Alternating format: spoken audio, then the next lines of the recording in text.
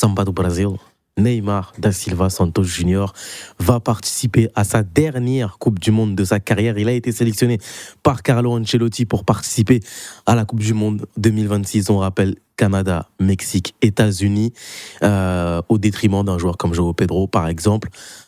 Comment on a pris une nouvelle mondiale? En vrai, c'était les émotions. On en parlait beaucoup, tu vois, au cours de la saison.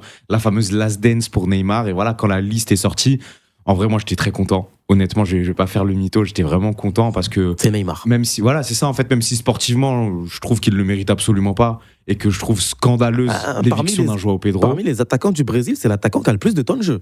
Bien sûr. Mais ce que Il est je à veux dire, 900 minutes. c'est que tu vois, un João Pedro, je trouve que ça aurait davantage fait sens parce que João Pedro, pour moi, est quand même un meilleur joueur que Neymar à l'heure actuelle. On va pas se forcer. Mais je comprends totalement. Voilà, il y a un engouement. Il y a un storytelling. João Pedro, avec tout le respect, il y a une histoire à écrire là. C'est ça en fait. Il y a vraiment une histoire qui nous est racontée de par cette sélection. De toute façon, tu vois la réaction en fait des gens au moment où Ancelotti prononce son nom. Enfin, c'est l'euphorie générale. C'est la salle de presse. C'est ça en fait. Et tu te rends compte en fait à quel point Neymar a marqué les esprits. On le rappelle, c'est quand même le meilleur buteur de l'histoire de la sélection. Exactement. 79 buts en 128 caps avec les Auriverde. Donc c'est quand même pas rien. Okay. On parle d'un. Non, mais les gars, on a révisé. C'est important. Lula. Donc on parle quand même. Non, quand même. On parle d'une vraie légende du football brésilien. Donc moi je trouve ça, c'est une belle histoire. Après, je pense qu'il ne faut pas non plus faire trop de boucans et ne pas oublier tous les problèmes qu'il peut y avoir dans ce groupe brésilien. Abdou, c'est la Last Dance, la plus belle qu'on peut écrire dans cette Coupe du Monde, alors qu'on a du CR7, alors qu'on a du Lionel Messi, on a aussi un Luka Modric qui va disputer aussi sa dernière Coupe du Monde. Mais la plus belle, celle qui pourrait nous donner les plus belles images et nous raconter les plus belles histoires, si ça se passe bien, c'est la Last Dance de Neymar. La Last Dance de Neymar, il faut voir comment elle va se terminer. Personne n'est au courant, personne n'est devin. Amrabat 8. Oh waouh. Ah oui, d'accord, ok. Ok. T'es dans celle-là. Moi Non, Neymar, je sais pas comment me situer parce que d'un côté, je me dis que ce serait l'un des plus beaux récits de l'histoire du foot, l'une des plus belles rédemptions aussi de l'histoire du foot parce que il était premier et et son talent nous avait promis énormément de choses et on n'a pas eu tout ce qu'on pouvait imaginer et tout ce qu'on voulait vraiment voir avec Neymar. Maintenant, quel rôle il aura au sein du groupe, comment ça va se dégoupiller. Ça a été dit par Neymar. Il a eu une discussion avec Carlo Ancelotti et Carlo Ancelotti lui a dit qu'il ne sera pas capitaine de la sélection, qu'il ne sera pas un titulaire indiscutable, il sera dans la rotation parce que Carlo Ancelotti a déjà bâti son groupe, il a déjà son 11 en tête. Maintenant, à voir s'il arrive à s'imposer ou non dans cet effectif-là. Par rapport à ce que tu disais vis-à-vis de son passif, la dernière sélection de Neymar remonte à 2023 face à l'Uruguay où il se fait la rupture des ligaments croisés et derrière il y a eu tout ce parcours pour pouvoir revenir à un niveau décent avec ce transfert à Santos et ce retour aux sources. Mais oui, Neymar ne sera pas un titulaire avec le Brésil. J'ai envie de te dire tant mieux et c'est peut-être le meilleur rôle qui pourrait lui convenir, celui de grand frère, celui de joueur très expérimenté. La cape déjà aussi et puis surtout quant à la présence d'un Neymar dans un groupe, forcément la presse va se focus sur Neymar. Alors, je te dis pas que c'est la même chose. Mais factuellement, c'est vrai, tout sera centré sur lui. Toute proportion gardée, et c'est pas une comparaison, c'est une analogie. Oh là. En 2002, il s'est passé à peu près la même chose. Ronaldo, il arrive, il est blessé, oui, ça fait longtemps qu'il a pas joué, etc. Ouais, la coupe de cheveux, ouais. Et il envoie sa coupe de cheveux mythique, que je vais bientôt refaire, d'ailleurs, restez branchés. Peut-être pas. Moi, j'avoue, je l'ai déjà fait. Si tu veux te mettre ta maman à dos, c'est le bon plan. Non, maman, si t'écoutes, je vais pas le faire, promis. Mais non, en fait, c'est pour te dire, en fait, à un moment donné, t'avais aussi le choix, est-ce que je prends Ronaldo ? À un moment donné, il était en balance avec Romario aussi, donc tu t'es dit, je pars avec lequel ? Luis Felipe Scolari aussi. À un moment donné, t'avais ce coach étranger-là, puisqu'il il est portugais. Luis Felipe Scolari ? Oui, il est portugais, je sais plus. Je sais pas. Bref, t'avais ce coach-là qui devait faire un choix fort, et il a misé sur Ronaldo. Et là, Ancelotti, toute proportion gardée encore une fois, c'est un peu la même chose avec Neymar. Tu t'offres une paix sociale parce que si tu réussis, ou que tu échoues, on pourra pas te mettre sur le dos. Ouais, mais s'il y avait Neymar, ça aurait été différent. De toute façon, factuellement, c'est à Neymar de répondre présent. Carlo Ancelotti, lui, il a fait la part de son travail. Oui, mais du coup, répondre présent, il y a diverses manières de répondre présent. Si il assure l'unité du groupe, s'il encadre les jeunes, s'il donne beaucoup de force à Vinicius aussi, c'est des choses qui vont compter. Il y a que ça qui compte pour toi, de toute façon. Non, toute proportion. Encore une fois, Pour moi, Neymar, il doit jouer le même rôle qu'un Marcelo dans le groupe du Real Madrid en 2021-2022. Ouais. T'as perdu ta place, mais t'es quand même le capitaine, donc tu soutiens les jeunes, t'aides les autres cadres aussi à asseoir leur autorité et à dire les choses qu'il faut dire. Et moi, dans ce sens-là, un Neymar, si par exemple, t'es un Marquinhos et qui veut gueuler parce que Vinicius, il fait pas son repli, et ben Neymar, il peut lui dire, mon gars, t'écoutes ce mec-là, il a gagné comme toi, il est plus expérimenté que toi, s'il dit replie-toi, tu te replies. Tu vois, c'est un truc qui peut compter. En fait, il peut être le véritable relais du duo David et Carlo. Casemiro, Marquinhos, de tous ces relais-là. Et sur une fin de match, un corner bien tiré, parce qu'on est dans l'ère du corner apparemment. Ou un coup franc. Voilà, un coup. C'est plus beau. Imagine, il met un coup franc. Et coup final de Coupe du Monde, il met le coup franc. De toute façon, il fera pas la Coupe du Monde sans mettre 0 but. Il marquera la Coupe du Monde. Oui, il va pas faire comme. Vas-y, tranquille.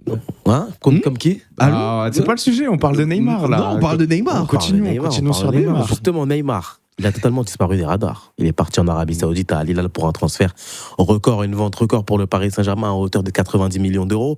Puis derrière, il est parti à Santos, un retour aux sources, mais factuellement, quand bien même il est revenu à un niveau de jeu décent avec 900 minutes depuis décembre, on ne sait pas ce que vaut Neymar. Bah en fait, c'est ça le problème. Et même, tu vois, 900 minutes au final sur 5 mois, ça fait 10 matchs. Donc c'est pas non plus. Ouais, mais les titulaires, ils jouent. Non, pour le coup, voilà. Il joue les 90 minutes. Ce qui est bien, c'est que voilà, son transfert à Santos lui a permis de retrouver du rythme tranquillement dans un environnement qui lui sied davantage. Voilà, il est à la maison, il est chez lui, il est dans son pays aussi. Ça peut avoir une incidence positive sur la manière dont il aborde les rencontres et sa carrière de footballeur.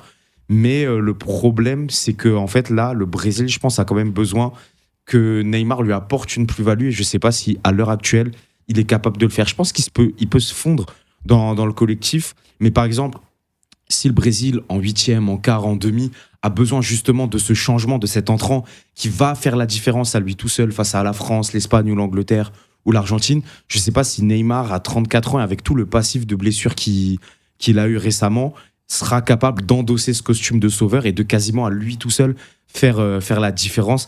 C'est ça le doute que j'émettrais. Après, tu vois, un Neymar qui fait de belles choses dans un Brésil qui tourne bien, par exemple en phase de groupe, ou même dans d'autres tours, ça me paraît pas illusoire, mais c'est plus sa capacité à vraiment être le héros, comme en 2014 par exemple, parce qu'en 2014 il tient ou en 2018 ou même en 2018 ou même en 2022 quand il revient contre la Croatie. Face à la Croatie, le match c'était exceptionnel. Mais je sais pas s'il a encore cette capacité à porter le Brésil à bout de bras là en 2026. Justement, pour moi, le destin de Neymar, c'est que depuis tout jeune, depuis même avant même qu'il ait vraiment tout le buzz qu'on lui connaît, on attend de lui que ce soit le héros, le leader, le guide. Et je pense que son destin, ce dernier appel de Carlo Ancelotti là, c'est l'occasion pour lui.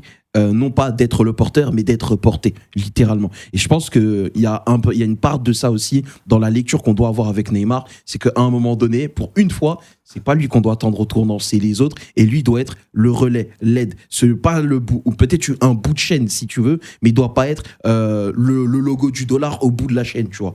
Donc au bout d'un moment, je te dirais, Neymar, moi j'en attends pas grand-chose. Cette sélection-là, encore une fois, pour moi, Carlo Ancelotti. T'en attends pas grand-chose de Neymar. Carlo Ancelotti, il sait vous faire une paix sociale en prenant Neymar. Et tu penses que la sélection, c'est lui qui l'a décidé ou il y a eu des pressions?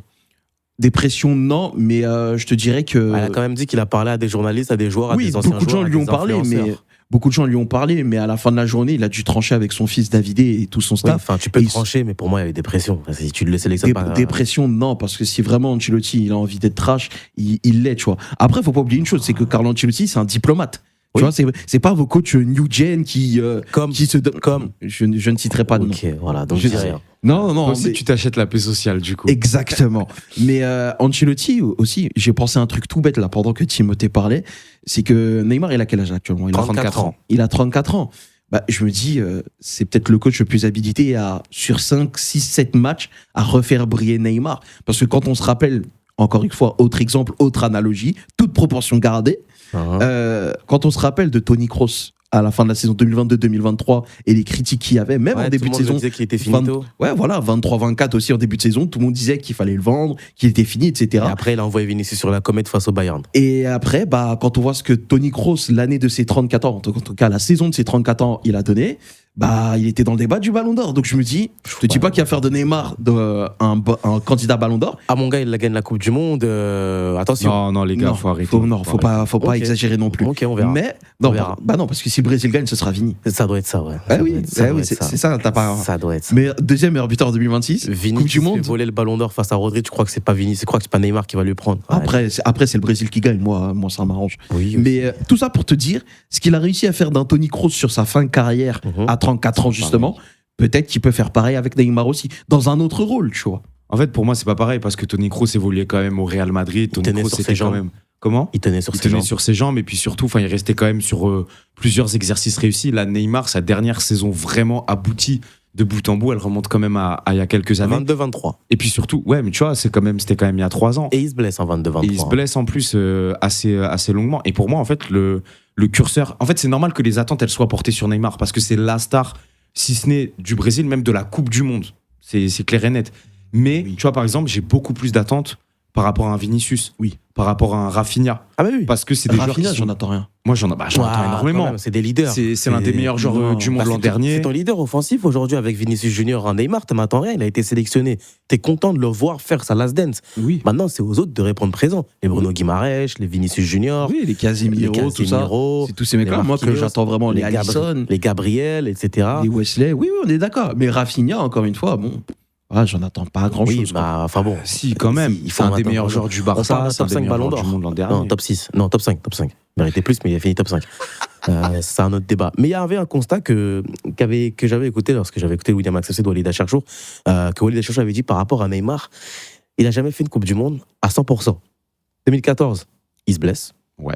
2018, il n'est pas à 100%. 2022, il est sous infiltration. Mm. Mais sous infiltration, vraiment, là, il a demandé des conseils à David Luiz pour savoir comment on fait pour tenir sur ses jambes. Et 2026, on verra. À 2026, en plus, là, c'est Que une là, on info. ne pourrait pas avoir enfin une véritable Coupe du Monde où on peut avoir un Neymar, même s'il n'est pas titulaire, qu'on peut compter à 100% de ses pleines, où on peut compter sur lui avec la pleine possession de ses physiques, Non, de ses moyens, pardon. non, parce que pour moi, il est encore trop fragile. Et je te dirais, même s'il y a eu la saison qu'il a fait du côté de Santos, il y aura toujours un trauma. Pour moi, Neymar, c'est au niveau de la tête où ça va jouer. Et c'est pour ça que s'il a un rôle moindre, à la fois tu l'épargnes lui et en même temps aussi tu permets de répartir la pression. Parce qu'au Brésil, on le sait, quand on parle de Coupe du Monde, il y a une pression qui est démentielle. Et avoir un Neymar, c'est aussi avoir un premier tampon, en plus de Carlo Ancelotti, en plus du staff, en plus des autres Après, il ne stars faut pas aussi. qu'il soit forcément titulaire. S'il est dans la rotation, mais qu'au moins physiquement, il est fit. Mais même ça, c'est pas sûr parce que tu as une info qui est parue il y Oui, a quelques heures. Il Mais est c'est une touché au blessure mollet. légère. C'est une légère. Apparemment, ça va de mieux en mieux, mais il y a quand même C'est beaucoup de quelques jours de précautions qui blessure. sont prises. Oui, Ouais, mais mais bon. le truc, c'est que déjà, rien qu'avec ça, tu es potentiellement en dessous des 100% de forme physique. Donc, rien qu'avec ça, on se pose déjà des questions. Comme l'a dit Abdou, il y a un gros passif récent. Puis c'est un joueur, je pense que à l'heure actuelle, il sera jamais à nouveau à 100%. On s'attend à quoi de Neymar? Rien, pas grand-chose. Pas grand-chose. Ah bon? Non, pas grand-chose. Encore une fois, c'est en fait si on se met du point de vue storytelling, évidemment, tu te dis c'est exceptionnel, c'est fabuleux. Maintenant, si on est rationnel sportivement, Est-ce qu'il ne faudrait pas mettre le fantasme à la poubelle et être réaliste? ben justement, c'est ce que je te dis. En fait, t'as deux lectures. T'as ceux qui décident d'être irrationnels, de vivre à fond leur passion en se disant c'est la belle histoire, j'ai besoin de mon storytelling. Et vivre dans le passé, surtout. Et visiblement, vous n'avez pas lu assez d'histoires avant de dormir le soir quand vous étiez petit. Et t'as ceux qui sont rationnels sportivement et qui te disent, bah, on n'en attend pas grand-chose parce que du côté de Santos, ça a été compliqué. À un moment donné, il était en position de relégable, même s'il a sauvé Santos. Donc voilà, c'est plus le même Neymar d'avant, il faut se le dire. Et encore une fois, ce mec-là, c'est d'autres joueurs qui doivent porter la sélection brésilienne. Et aujourd'hui, il doit être un relais. Il doit pas être la star. Il y a un infime espoir de voir Neymar faire une grosse Coupe du Monde.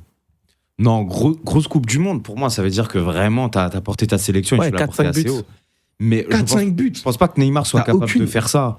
Mais pour le coup, j'ai quand même envie d'y croire dans le sens où je pense que voilà, Neymar peut quand même apporter. Il a l'expérience du groupe, ça reste quand même un leader et je pense qu'il sera aussi beaucoup écouté. Ah, c'est le joueur le beaucoup plus considéré. expérimenté de l'équipe. C'est le joueur le plus expérimenté. C'est le meilleur Brésilien des dernières années quand tu vois Oui. ce qu'il a fait en sélection. On a vu la gueule de la Ah, génération. pour le coup, c'est le meilleur buteur de l'histoire de la sélection. Mine de rien, il y a De toute beaucoup façon, de tournois où depuis il a porté 2006, t'as pas plus l'équipe. fort que lui. C'est ça en fait. Ah non. Bah Ah non, pour le coup, non. 2006, t'as R9, t'as Ronaldinho, mais depuis 2006, t'as pas plus fort que lui. Non, t'as pas plus fort que lui. Non, Qui, je Fred sais pas. Ouais, Fred. Ça, Non, oui, mais oui. même au-delà de ça, non, Neymar, pour rapidement conclure sur lui. Oui, en fait, il y a cet entre-deux entre le storytelling. Moi, personnellement, j'ai envie qu'il fasse une bonne Coupe du Monde. Mais après, il y a aussi la réalité. Est-ce que Neymar, tu le mets face au milieu de la France, face au milieu de l'Espagne? Est-ce qu'il est capable, dans les grands matchs, d'être encore au haut niveau? J'en suis pas sûr. Sur une jambe, sur une passe, sur un geste, il peut débloquer toute une situation. C'est pour ça que Justement. j'imagine vraiment en remplaçant. Justement, si jamais le Brésil venait à décrocher sa 6e étoile, bon, déjà on fera un sujet sur Carlo Ancelotti, puisque là on va vraiment parler du tonton. Si le Brésil remporte sa 6e étoile et qu'on a un Neymar, pas prépondérant, mais qui aura participé à cette réussite-là, que ce soit dans la rotation ou même réussir à s'imposer, mais en tout cas, sa Coupe du Monde aura été positive. Qu'est-ce qu'on dira de lui? Que la boucle aura été bouclée. Parce que c'est depuis le début, il le dit, son rêve, c'est la Coupe du Monde. Beaucoup vont dire il aurait dû prendre un ballon d'or, etc. Mais Neymar, ça a toujours été la Coupe du Monde. T'as l'impression que depuis cette faute de Zuniga, bah en fait, il était parti pour faire quelque chose de grandiose dans la compète et on n'a jamais revu ce Neymar-là et on le reverra jamais. Maintenant, encore une fois, au début de la chronique, j'ai dit que c'était une rédemption potentielle pour lui aussi et sa rédemption, c'est juste d'aller au bout de son histoire avec cette compétition-là parce que c'est celle qui lui manque finalement. Même si tu peux me parler aussi de la Copa América qu'il n'a pas gagné et de celles qu'ils ont gagnées sans lui parce qu'il s'est blessé. À la fin de la journée, Neymar, s'il gagne la Coupe du Monde, on se dira, bon, bah, il aurait pu faire largement mieux, mais il a été au bout du bout quand même, tu vois.